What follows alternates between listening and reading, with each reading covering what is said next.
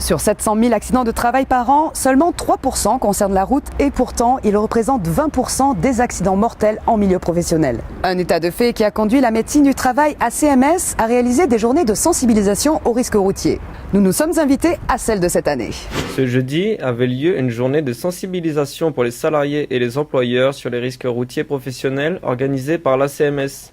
L'occasion pour nous d'en savoir un peu plus sur le sujet. L'accident de la route est la première cause d'accident du travail mortel. C'est pourquoi nous avons choisi de présenter ce risque routier donc sur l'ensemble de cette journée. L'année dernière, nous avons démarré par le risque routier, mais les entreprises étaient ciblées. C'est-à-dire c'était vraiment les entreprises dans lesquelles les salariés exerçaient leur métier pratiquement uniquement sur la route.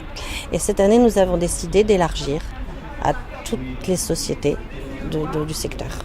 Une dizaine d'ateliers axés sur les risques techniques, organisationnels et humains étaient présentés ce jour-là. Vous avez un atelier sur les substances psychoactives et la somnolence, un atelier sur la vision, un atelier sur la simulation en voiture, et puis sur la simulation aussi sur deux roues. Vous avez un atelier qui donc s'effectue avec des lunettes, puisque ces lunettes en fait simulent un état d'alcoolisme ou en tout cas l'individu est sous substance. Parmi les ateliers, l'un d'entre eux a particulièrement attiré notre attention. Allez, on y va ? C'est parti.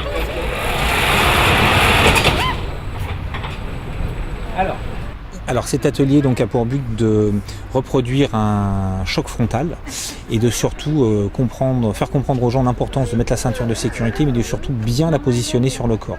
Et ça peut occasionner des lésions internes plus importante lorsqu'elle est mal placée. La plupart des gens donc, ne connaissaient pas l'importance de bien placer la ceinture de sécurité aux endroits stratégiques du corps, c'est-à-dire qu'il faut absolument qu'elle place sur ce qu'on appelle les points durs du corps, les os du bassin et au niveau de l'épaule. Et donc les gens justement découvrent des choses et ils sont aussi surpris par la vitesse à laquelle a lieu la simulation et les gens ne se rendent pas compte justement de l'importance du choc à vitesse plus importante.